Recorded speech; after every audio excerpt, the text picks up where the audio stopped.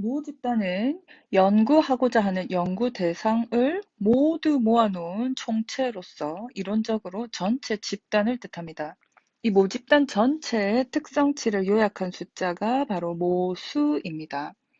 우리는 모수에 관심이 있지만 모집단 전체를 조사할 수 없기 때문에 표본을 뽑아서 통계량을 구합니다. 자, 관계가 어떻게 되느냐면요. 모집단이 있을 때 모집단 전체의 그 특성치, 모수를 알고 싶어요. 그런데 이 중에 일부를 표본이라고 해서 추출을 하게 되고요. 이렇게 하면 표본으로부터 특성을 요약한 통계치, 표본 내의 변수값, 이것을 우리 통계량이라고 부릅니다. 즉, 통계량으로 모수를 추론할 겁니다. 이렇게 모집단에서 표본을 뽑아내는 과정, 이것을 바로 표본 추출, 표집이라고 이야기를 합니다. 그럼 표본 조사를 왜 할까요? 전수조사에 비해서 비용과 시간이 절약되고 단시간 내에 많은 정보를 얻을 수 있기 때문입니다. 그러나 모집단의 크기에 비해서 표본의 크기는 작기 때문에 표본 조사를 아무리 대표성 있는 표본을 뽑는다 하더라도 표본으로 표집되지 않은 다른 요소들에 의해서 오차가 발생됩니다. 이것을 표집으로부터 오는 본질적 한계로부터 발생하는 표집 오차, 표본 오차, 표본 추출 오차라고 합니다. 자, 따라서 표본 조사를 실시할 경우에 표집 오차는 무조건 발생합니다. 자, 표집 오차는 표본 추출 과정에서 무조건 발생하는 오차입니다. 지금 도식한 그림으로도 볼 수 있듯이 표본 수치와 모집단 수치의 이 빗금친 부분으로 인해서 차이가 발생하는데요. 이것이 바로 표집 오차입니다. 당연히 표본의 크기가 커질수록 표집 오차는 줄어듭니다.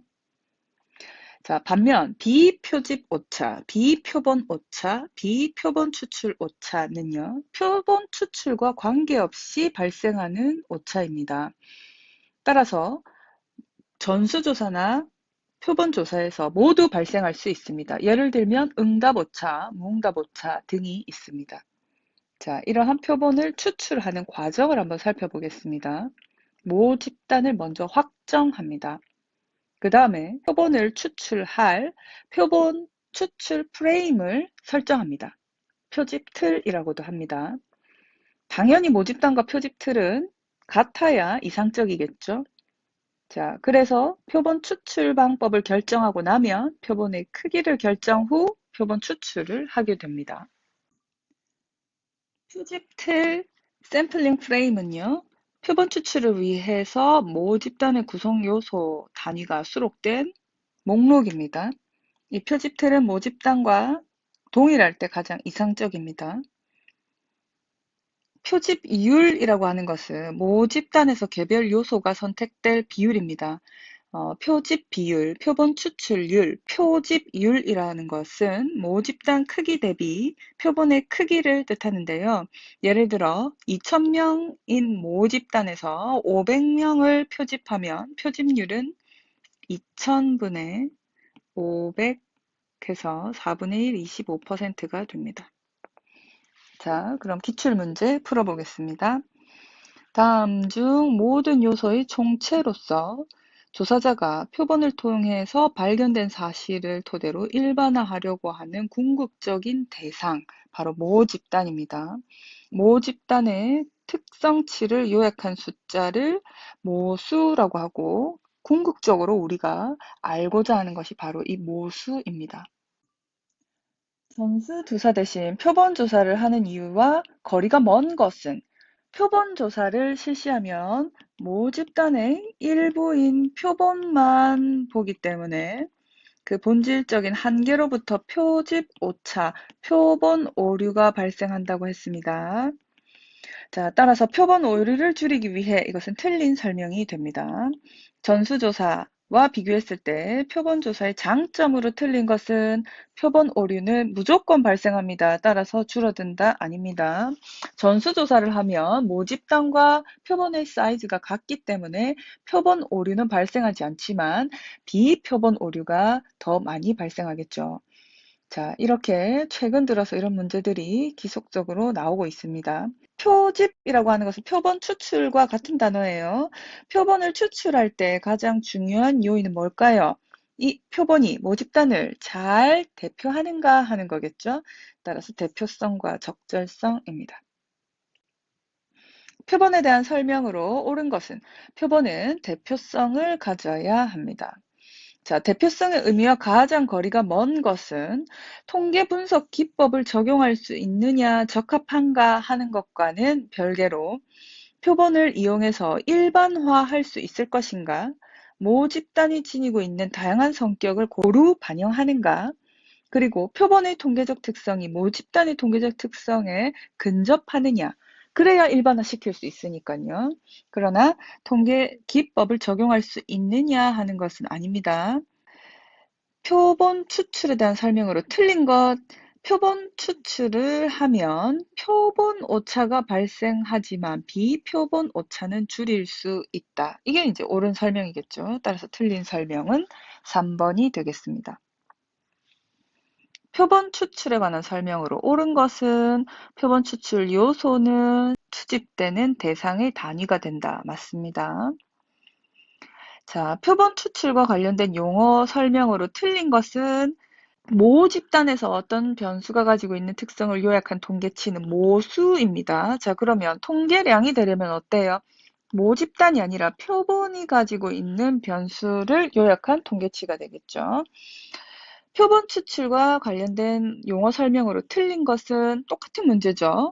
모 집단 내 변수값이 아니라 표본 내 변수값입니다. 1번이 틀린 설명입니다. 표집과 관련된 용어에 대한 설명으로 틀린 것, 모수는 모 집단에서 변수가 가지고 있는 특성을 요약한 통계치이지 표본으로부터 얻은 변수의 특성 요약치는 아닙니다. 따라서 표본이 모 집단으로 바뀌든지 표본으로부터 나온 통계값이다, 요약값이다 하면 모수가 아니라 통계량이 됩니다. 표본 추출률, 표집 비율이란 모집단 크기 대비 표본 집단의 크기입니다. 즉, 2000명 중에서 800명을 표집했다면 2000분의 840%이고요. 모집단의 크기가 2000명일 때 500명을 표집했다면 4분의 1, 25%이고요. 표본 오차는 모집단 대비 표본의 크기가 차이가 나기 때문에 발생하는 오류를 말했습니다. 표본 추출 오차와 비표본 추출 오차에 대한 설명으로 틀린 것은 전수조사는 표본 추출 오차는 없지만 비표본 추출 오차가 상당히 클 수 있습니다. 설명이 뒤바뀌어서 4번이 정답입니다.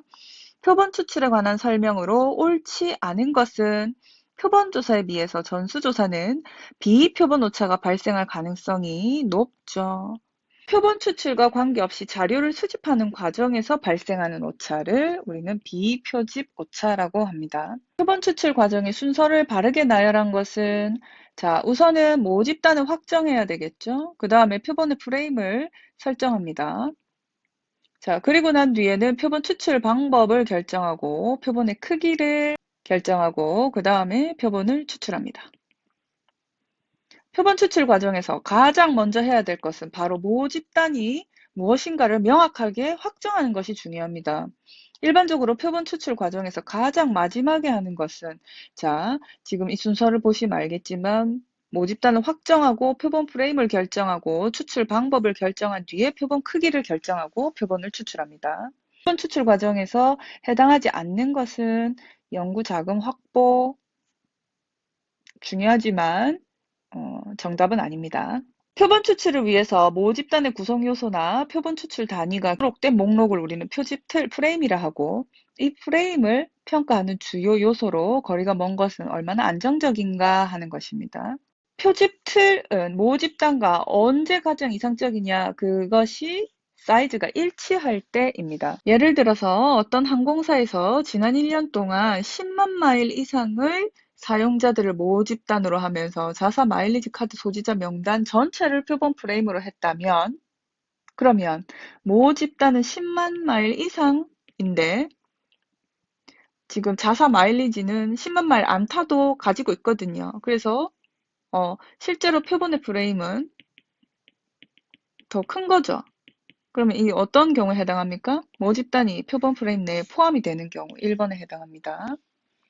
표집 틀이 모집단보다 큰 경우, 자, 표본의 프레임이 조금 전처럼 프레임이 모집단보다 큰 경우를 선택하면 됩니다. 자, 한국대학교 체육과 학생을 조사하는데 학생 등록부를 이용해서 표집을 한다. 그러면 뭐 음악과 학생도 다 포함이 될 수 있으니까요. 4번이 정답입니다.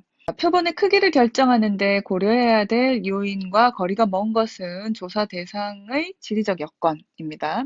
또 표본의 크기를 결정하는 요소와 거리가 먼 것은 연구자의 수입니다. 자, 동일한 문제가 계속 반복 출제되고 있습니다.